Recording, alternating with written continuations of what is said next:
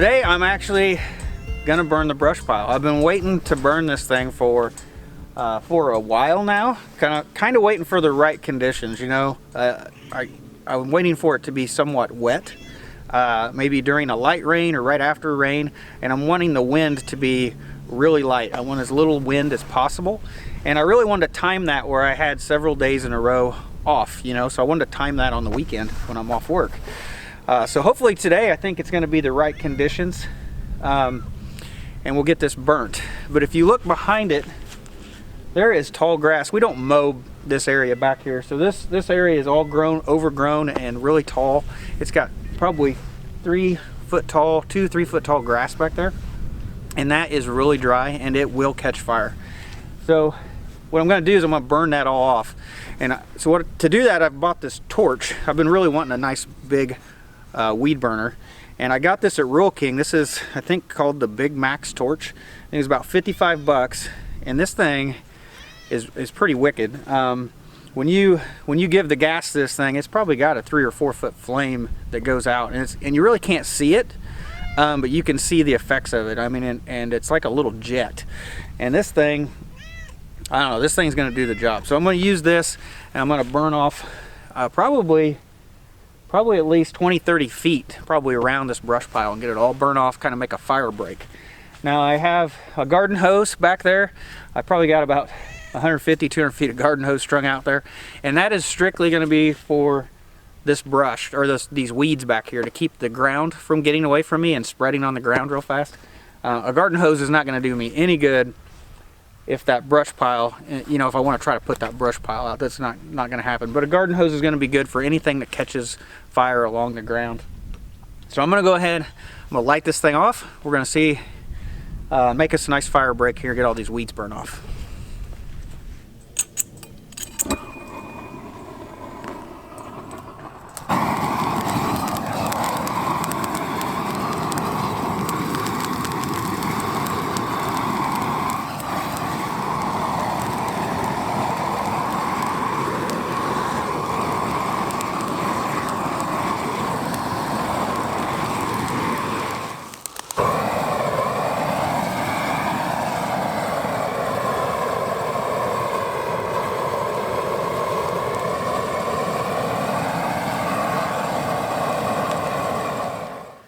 So I'm trying to get all these weeds burnt down, and they don't want to burn. I have to keep the torch on there to get them to burn. They don't want to stay burning. So that's a good thing. This is all still wet enough that it doesn't catch fire easily, and it won't stay on fire. So that's a good thing. I think that helps reassure me that this is probably the right conditions to burn the brush pile today. But I'm going to go ahead and keep working at it and see if I can at least burn some of this stuff off before we really light the big fire. So I'm going to keep trying.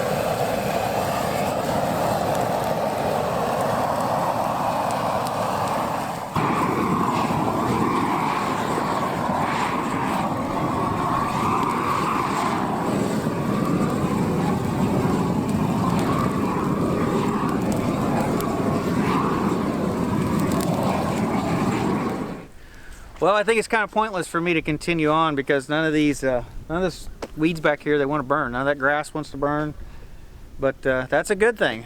So I've got somebody following me around today, and we had a new animal show up here at the homestead. Let me show you. So this is a cat that showed up a couple days ago, and it was in the barn. So Rebecca's been feeding it, and it's been staying out in the barn, but it's definitely been a house cat. It actually ended up coming up to our house and tried to walk in the door with us and really wanted to get in the house. It was like looking in the windows, and definitely very tame. It's not a feral cat, so I don't know if somebody just dropped it off out here in the country or what ended up happening happening. But yeah, that's what happens from time to time. A cat just shows up and we'll end up feeding it. Hopefully it'll catch some mice for us. So I think that's the third cat we've had. All the other cats slowly disappear over time. You know, there is predators and stuff out here in the country. So I know that the last cat that we had, we'd catch it out in the woods at night on the game camera. And it's like, what are you doing out in the woods in the middle of the night? You're gonna get ate by a coyote, and that's probably what ended up happening. But so far this cat's been real, doesn't want to leave the barn area. It's been staying pretty close. So we'll see how long this tomcat stays around.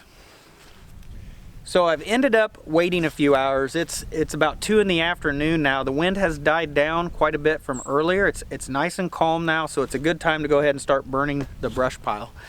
Now burning this big pile of brush, this is perfectly legal. I don't live in a town or a city where there's any laws or rules or anything against burning this brush pile. I live out in the middle of the country, and you know, I'm out in the middle of nowhere. So, but what I will do is I will call the county sheriff. I will call the sheriff's department, and I will let them know that we are burning a brush pile today, and they will jot that down. They will keep note of that. They will keep note of my address and my cell phone number, and you know, and my name, and they will give that to the 911 dispatcher. And if anybody calls in a fire, like if somebody's driving by and doesn't know any better and they see a fire and they call 911 and call in a fire, they will not send the fire department. They will call me first and make sure that everything's okay. So that's basically going to keep from my neighbors or anybody driving by or whatever from calling the fire department and sending fire trucks here. Just basically I'm preventing a false alarm to the fire department. So I'm going to go ahead and give them a phone call here, and I'm probably gonna have to Google their number. I bet you I don't even have it in my contacts. Let's see. You know, I've done this enough times you think I'd eventually program this in my phone. It does not seem to be in there, so let me Google it. Well, I guess it is programmed in there. I just didn't realize I put it under police. Yeah, I'm calling in because I'm going to be burning a brush pile today. He wasn't for sure whether he could actually transfer me to the 911 dispatcher, so he's giving me a different number to call.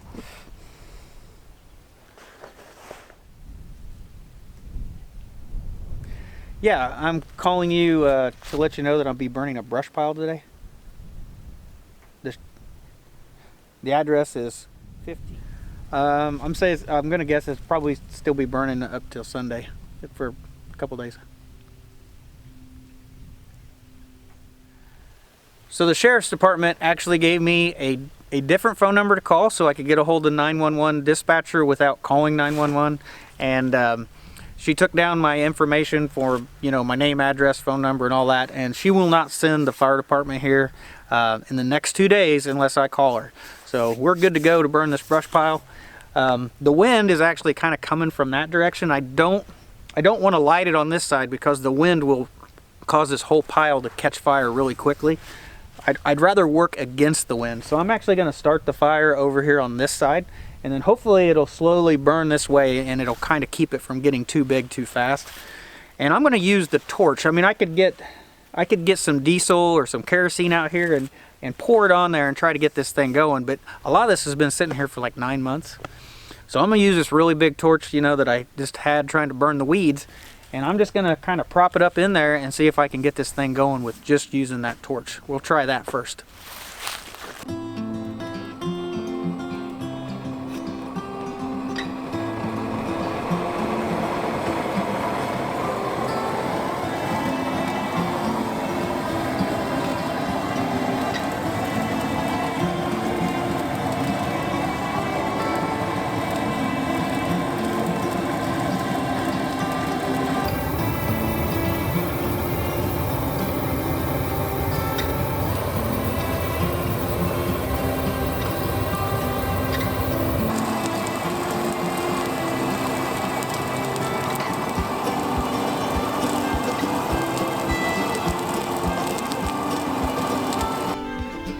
So I couldn't get the fire to light off using only the torch. I mean, the wood is probably too wet that it doesn't really want to burn on its own. So I'm going to have to actually use fuel to get this started. I'm going to be using diesel fuel. So diesel fuel is, that's what I have on hand, but it actually does not burn as well as you might think it would be. So that actually makes it nice for fires because it burns a little bit slower. It's not as easy to light. I typically actually have to use a torch to get diesel to light off. It doesn't have a tendency to flash on you or flare up real bad. Gasoline, you never want to use gasoline. But I'm going to throw a gallon of diesel on this, and hopefully that's enough to get this thing going.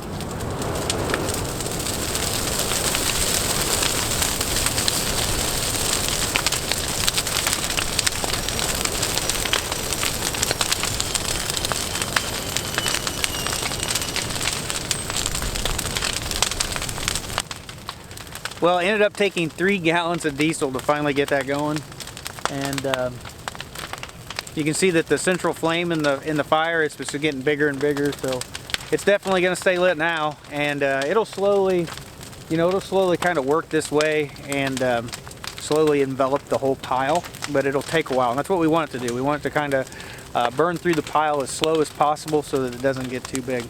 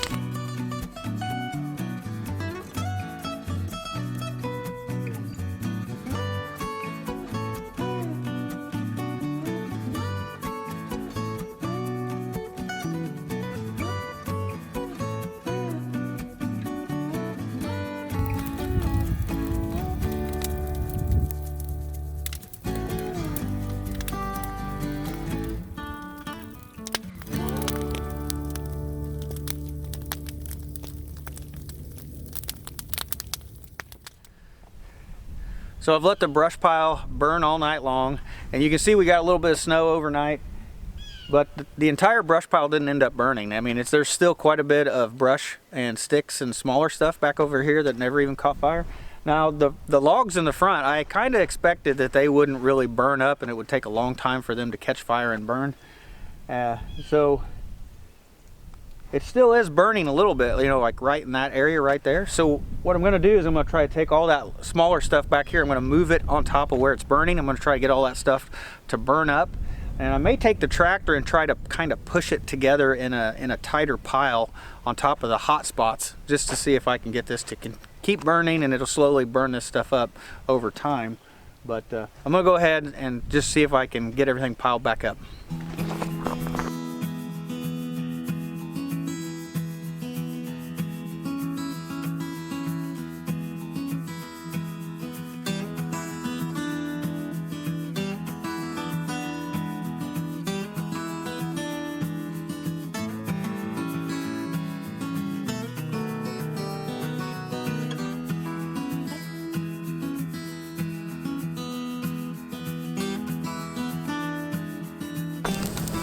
So I've got the fire all piled back up and it's burning pretty good. But my problem is gonna be this front log right here is spaced out. It's not gonna catch fire. So I need to see if I can lift it up and put it back on top.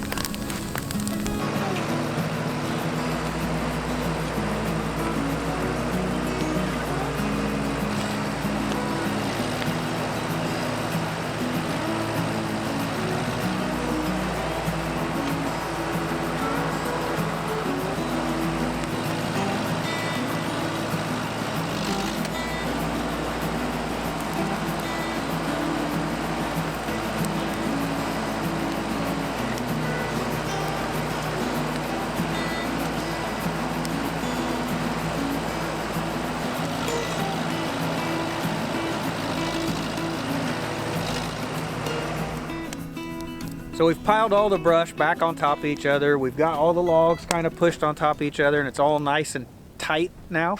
And of course the fire started burning again and it's burning pretty good. So I think this is gonna burn up over the next couple days. It's gonna take a little while for those logs to burn completely through. And then once that's all done and it's cooled all off, we're gonna come back and clean this area up. So there's a bunch of metal and stuff mixed up in here. We've burnt several pieces of scrap material in here through the years that may have metal pieces and screws and staples and stuff like that. So we want to get that all swept up.